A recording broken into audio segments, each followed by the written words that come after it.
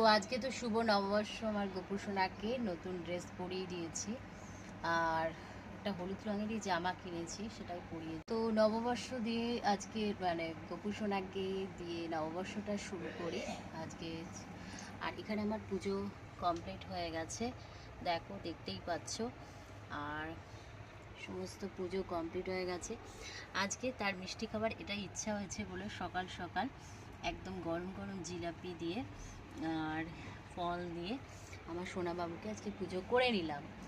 তো যাই হোক, আজকে যেহেতু পয়লা বৈশাখ, আমি ভাবলাম যে আমার গোপু সোনাকে দিয়েই তোমাদের পয়লা বৈশাখের মানে শুরু করি, নতুন বছরটা শুরু করি, যাতে প্রত্যেকের ভালো কাটে, আমারও কাটে, এবং এইটুকুই। আর এইভাবে আমি পুজো করেছি। একদম আজকে সকালেরই এটা আনা হয়েছে, একদম গরম ছিল। তো চলো, এইটুকু ভিডিওটা ভালো লাগে প্লিজ লাইক করো, কমেন্ট করো, শেয়ার করো। টাটা।